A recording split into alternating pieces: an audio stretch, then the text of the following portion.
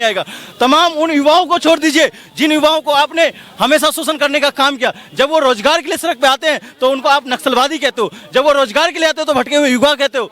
आपने अग्निवीर के माध्यम से कितने रोजगार दिए ये तो बता दो। जहां आर्मी में जाने के लिए हम जैसे युवा और तमाम युवा फील्ड पे दिखते थे, आज अग्निवीर के माध्यम से आप बताइए किसके अंदर इच्छा जागृत हो रही है कि मैं अग्निवीर के माध्यम से जाऊं वहां पे सेना में आपने सुरक्षा ही नहीं दिया है लोगों को। और यही बात बोलिए। उनका कहना है कि सबका मुद्दा यही है कि 2024 में कौन आएगा, पर इतने अपराध हो रहे हैं, महंगाई बढ़ रही है, रोजगार नहीं मिल रहा है, उसके बारे में क्यों नहीं? मैडम मुझे तो कहीं महंगाई दिखती नहीं है, अपराध भी कहाँ हो रहे हैं। जो अपराध कर रहा है उसके लिए सेंटर जेल खुलवा तो दिए दो इंजन की सरकार ने। ये उधर योगी जी हो गए और मोदी जी हो गए। जो अब एक मिनट भैया बाबा ये कह रहे हैं ना अग्निवीर, ऐसा कुछ नहीं है। आज भी सरकारी नौकरी लग रही है। पहले निस्बत चलती थी, उस निस्बत से भर्ती हो जाते थे। अब जो टेस्ट वास्ट करेगा, अनुभवी बच्चे छांटे जा रहे हैं, हुनरबाज छांटे जा रहे हैं। डिग्री ले ली उन्हें अकल नहीं है 2 पैसे की, और जब इंटरव्यू में जाते हैं फेल हो जाते हैं। अब युवा की उसकी आवश्यकता हो गई है। जो माइंडेड बच्चे हैं, आज भी वैकेंसियाँ हैं, मैं देख रहा हूँ। मैं बुलंदशहर का रहने वाला हूँ, मैं गाँव को फोन करता रहता हूँ। नो भाई तुझे कुछ मालूम है? आपने अभी बोला कि अपराध नहीं है, पर अभी एनसीडब्ल्यू की रिपोर्ट आई है जिससे ये पता चला है कि यूपी में सबसे ज्यादा महिलाओं के साथ अपराध हो रहा है, और योगी जी महिला सुरक्षा के बारे में दावा देते हैं। मैडम मैं भी कुछ बोल सकता हूँ। मैं यूपी का रहने वाला हूँ। जब अखिलेश सरकार की वो थी नहीं सरकार, तो वहाँ लड़कियाँ 6 बजे के बाद घर से नहीं निकलती थी। अरे सुन तो लो। और आज बात कही महंगाई नहीं है, इनके लिए महंगाई नहीं है, इनके लिए महंगाई नहीं है। मैं पूछना चाहता हूं कि आप ये बताइए, आपके लिए 30 रुपए में पेट्रोल मिलना महंगाई है या 100 रुपए में महंगाई है? सुने, दूसरी बात आपने कहा महंगाई नहीं है। जहां 5 रुपए में सब्जियां आ जाती थी वहां 50 रुपए में सब्जियां, वो महंगाई है कि महंगाई नहीं है? आप ये कहते हैं कि आज अपराध नहीं है। जहां दिन दहाड़े कॉलेज के अंदर छात्रों को गोली मार के हत्या करे वो अपराध नहीं है। आज दिन दहाड़े महिला को घसीट करके रेप कर दिया जाता और उसकी सुनवाई नहीं, तो वो अपराध नहीं है। आप कह रहे थे कि आज मोदी जी ने और योगी जी ने देश के अंदर वो तमाम कार्य कर दीजिए, तो मैं आपको गिनाना चाह रहा हूँ। भेल, गेल, सेल, रेल, वो तमाम जिस एयरपोर्ट जहां यहाँ खड़े हो, और इनका जो सौंदर्यकरण का काम भी अगर किसी ने करने का जिम्मा उठाया था, जिस लाल किला को जानते हो, वो भी देने का मोदी जी ने किया था।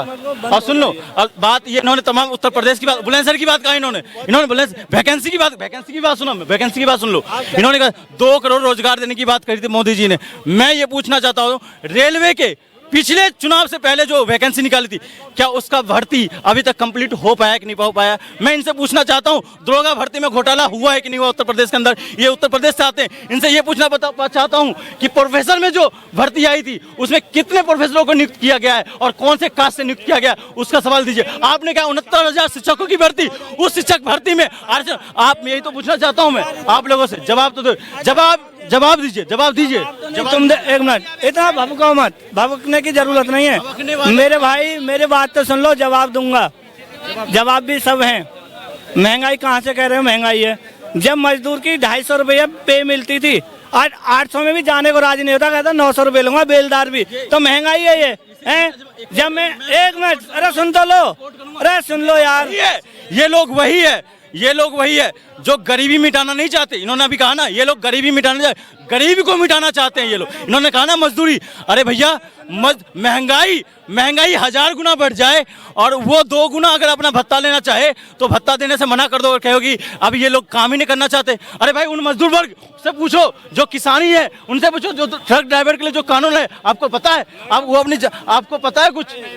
इन्होंने कहा महिला सेफ नहीं है उत्तर प्रदेश में। आज से पहले 5-10 साल पहले आप जाओ नोएडा के अंदर, जहाँ फिल्म सिटी है, दिन दहाड़े वहाँ चोरी हो जाती थी। और आंकड़ा आपके एनसीडब्ल्यू का आंकड़ा है। नोएडा में जाओ ना, एक आदमी, सुनो भाई, मेरा कोई मोदी रिश्तेदार नहीं, ना कांग्रेस वाला कोई रिश्तेदार। मैं जो सिचुएशन है वो आपके सामने रख रहा हूँ। हाँ, तो मैं भी नोएडा में ही जॉब कर रहा हूँ, पर मैं देख रहा हूँ। नोएडा में जॉब आप भी कर रहे हैं, नोएडा में जॉब मैं भी कर रहा हूँ। मैं आप आंकड़ा की बात कर रहा हूँ। आंकड़ा कौन देता? आंकड़ा केंद्र सरकार से ही आता है। केंद्र सरकार ने आंकड़ा क्या दिया? केंद्र सरकार ने आंकड़ा दिया आपराधिक मामलों में अगर सबसे नंबर 1 कोई है तो वो उत्तर प्रदेश है, और उत्तर प्रदेश में सबसे ज्यादा आंकड़ा में जो निकल के आई तो वो नोएडा आया था। तो आप ये तो आंकड़ा दिखाओ, आंकड़े के काम नहीं हुआ, आप कह रहे हो। ये नहीं कहा काम रिपोर्ट आई है, जो उन्होंने मुद्दा उठाया, रिपोर्ट आई है, उसके अनुसार यूपी में सबसे ज्यादा महिलाओं के साथ अपराध हुआ है। अभी भी बनारस में बीएचयू में हुआ। आज से अगर आप पहले जाओगे जब और सरकार थी तब तो और ज्यादा हुआ था। पहली सरकार में कॉलेज में कभी गोली मार के छात्रा की हत्या नहीं करते। पहली सरकार में किसी को दिन दहाड़े रेप करके जब सवाल उठ जाए, मीडिया के अंदर आ जाए तो उनके बिना बताए परिजनों को बता के जला नहीं दिया जाता। पहले किसी जेल में जाकर AK-56 नहीं चली जाती थी और गोलियों से भुन्नी नहीं कर दिया जाता था। पहले किसी अपराधी कस्टडी में होता था तो फांसी 2 फुट के नल में फांसी लगा के हत्या नहीं हो जाती थी। पहले किसी कोई अपराधी को अपराधी न्यायिक तरीके से दिया जाता था। पहले न्याय पे विश्वास किया जाता, आज बुलडोजर पर विश्वास किया जाता। तो आप क्या चाहते हो? तालिबानी लाने चाहते हो देश के अंदर या किसी राज्य के अंदर, किसी प्रदेश के अंदर? आज इस तरह से डर बैठ गया है लोगों के अंदर कि आज मैं सरकार से सवाल पूछूंगा तो अगले दिन मेरे ऊपर ऐसे मुकदमा दर्ज हो जाएंगे जो कहीं ना कहीं मुझे सारे परिवार परेशान रहेंगे। यही पूछना चाहता हूं इनसे मैं कि आप बताओ कैसे कानून है, कैसा कानून नहीं है।